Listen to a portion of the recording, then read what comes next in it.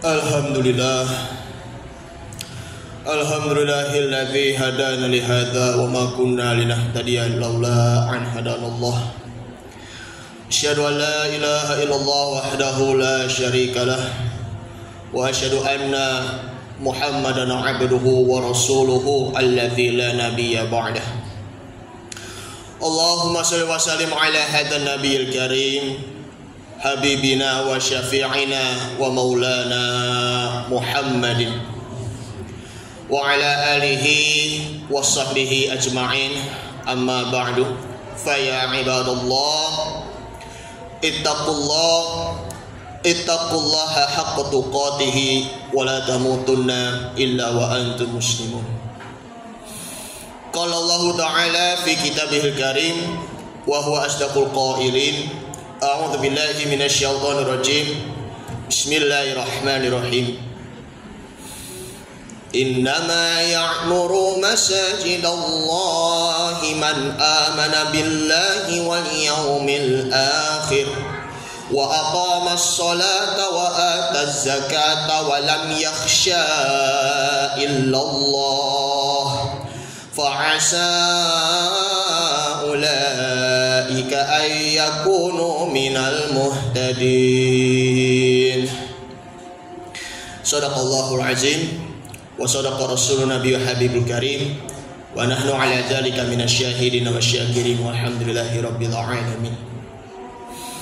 Ma'asyiral muslimin wa zumratal mukminin, sidang Jumat Masjid Jami Al Ihsan rahimakumullah. Puji syukur kita panjatkan kehadirat Allah Subhanahu wa taala, yang mana Allah masih saja memberikan curahan nikmat yang tak terhingga bagi kita.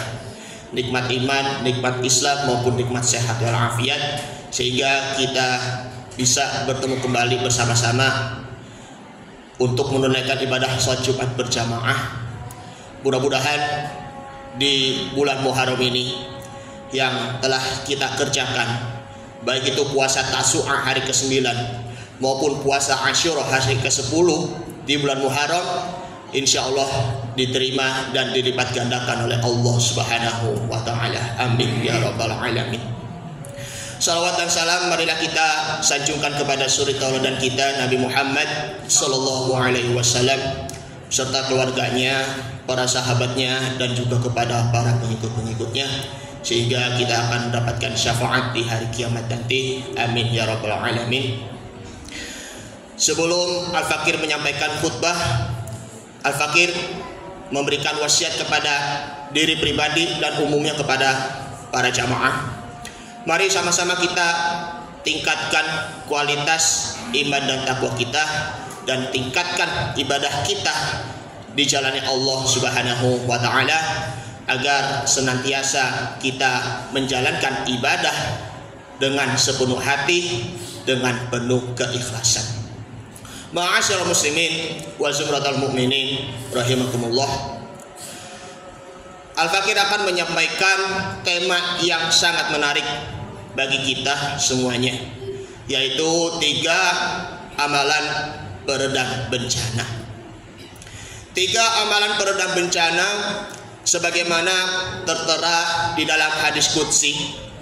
Hadis qudsi ini adalah hadis yang disabdakan oleh Nabi Muhammad sallallahu alaihi wasallam melalui Allah Subhanahu wa taala berfirman, An Anasin radhiyallahu anhu, dari Anas bin Malik, semoga Allah meridhoinya, berkata bahwa Rasulullah sallallahu alaihi wasallam, qala Rasulullah sallallahu alaihi wasallam bersabda, yaqulullahu azza wa jalla, bahwa Allah Subhanahu wa taala berfirman, inni la ahammu bi ahlil ardi azaban, sesungguhnya aku memberikan azab kepada seluruh penduduk bumi.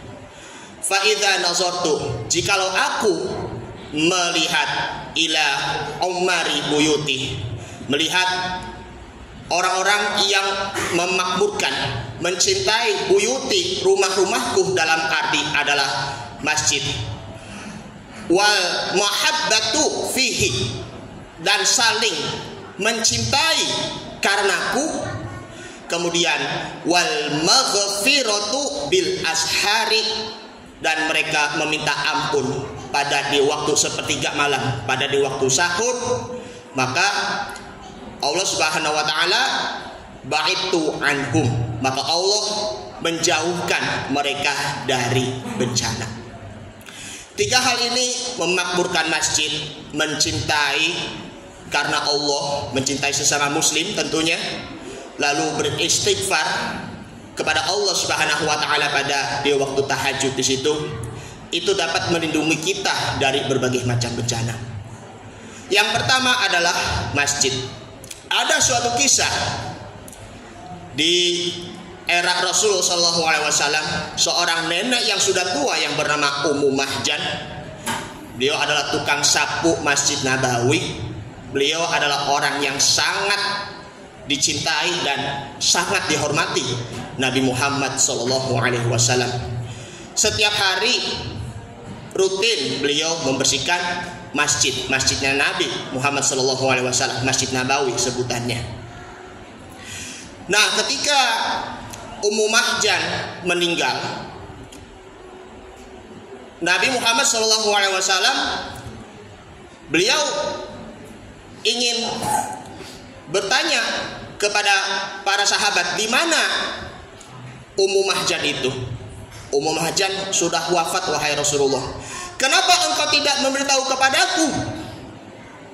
Maka sahabat pun berkata, wahai Rasul, sesungguhnya sebenarnya kami ingin memberitahu kepadamu, tetapi engkau sudah tidur terlebih dahulu pada waktu Isya, sehingga kami telah mengubur Ummu Mahjan terlebih dahulu. Nah, maka Rasul SAW bertanya, di mana letak makamnya Ummu Mahjan itu? Letaknya itu ada di Baqi Al-Gharqad, makam yang ada di sekitar Masjid Nabawi. Setelah sampai di makamnya Ummu Mahjan, beliau menyolatkan Ummu Mahjan sholat gaib dan mendoakan untuk menghormati, karena Ummu Mahjan situlah adalah seorang tukang sapu masjid yang sangat diridhoi oleh Allah Subhanahu wa taala dan mendapatkan karomahnya di surganya nanti. Kita orang yang masih sehat, kesehatannya itu juga masih prima, apakah kita masih rindu dengan masjid? Apakah kita masih bergantung dengan masjid? Apakah kita masih menyempatkan diri kita untuk sholat di masjid? Maka pertanyaannya, kenapa kita jarang sekali untuk memakmurkan masjid? Kenapa kita jarang sekali untuk menunaikan sholat berjamaah di masjid? Itu tanda tanya, dijadikan sebagai introspeksi diri kita.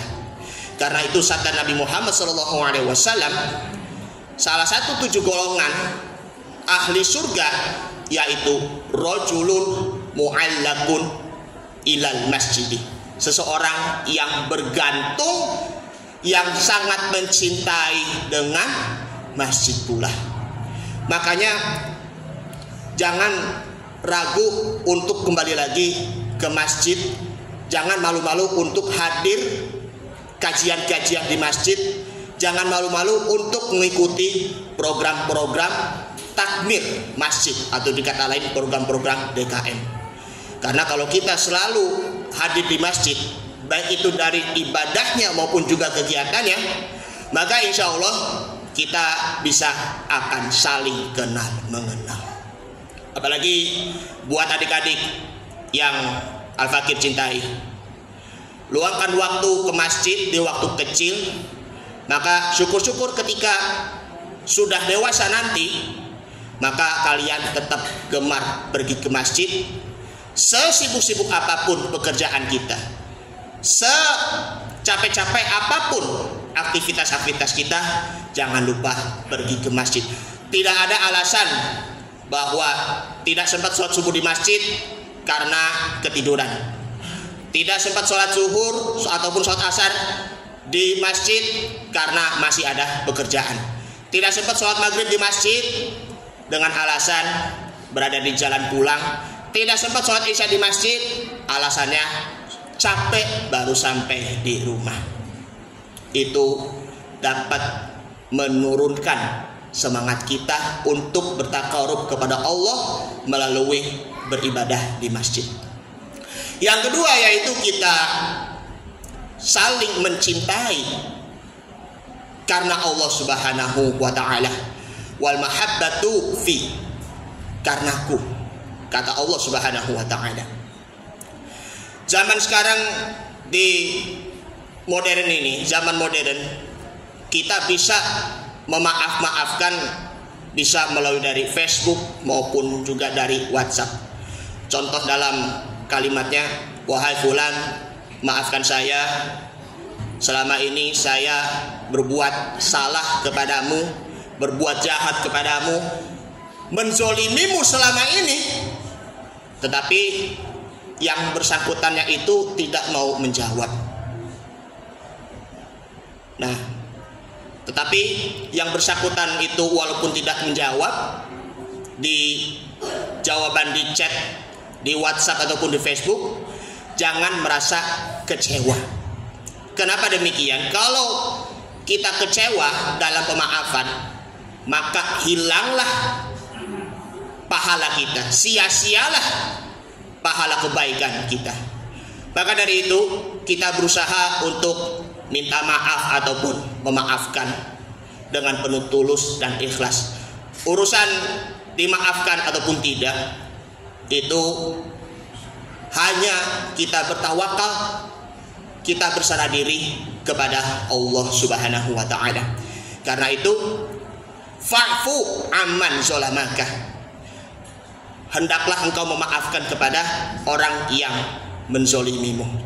Kemudian wal yasil man qata'aka, hendaknya engkau menyambung tali silaturahim kepada orang yang memutuskan tali silaturahim kepadamu.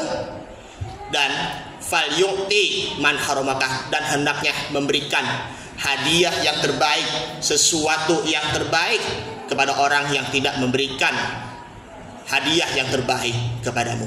Itulah merupakan 3 hal untuk kembali membangun silaturahim pula. Apalagi di sekarang sudah lewat tahun baru Hijriah. Ini sekarang sudah tanggal 17 Muharram. Momentumnya yaitu dari permusuhan menjadi persahabatan, dari perpecahan menjadi persatuan, dari kemalasan menjadi kerajinan, dari pertikaian ataupun terpecah belah akan berubah menjadi toleransi, saling menghargai satu perbedaan, dan kita juga harus menguatkan kesatuan dan melunturkan perbedaan. Karena ingat semboyan dalam Pancasila, Bhinneka Tunggal Ika, berbeda-beda tetapi tetap satu. Yang ketiga yaitu kita meminta ampun kepada Allah Subhanahu wa ta'ala, wal mustaghfirina bil ashar, di waktu sepertiga malam, atau dikata lain di waktu sahur. Rasul Shallallahu Alaihi Wasallam, beliau pernah berpesan Beliau memberitakan gembira kepada para sahabat. Barang siapa yang menunaikan qiyamul lail, man qama qiyamul lail, yaqulu la ilaha illallah wahdahu la syarikalah, mengucap kalimat la ilaha illallah wahdahu la syarikalah, lahu mulku wa lahul hamdu wa huwa ala kulli syai'in qadir. Lalu mengucap kalimat tasbih subhanallah, tahmid alhamdulillah, takbir Allahu akbar, lalu mengucapkan Allahumma gfirli, ya Allah ampunilah dosaku, maka doa tersebut dimakbulkan, diterima oleh Allah Subhanahu wa taala.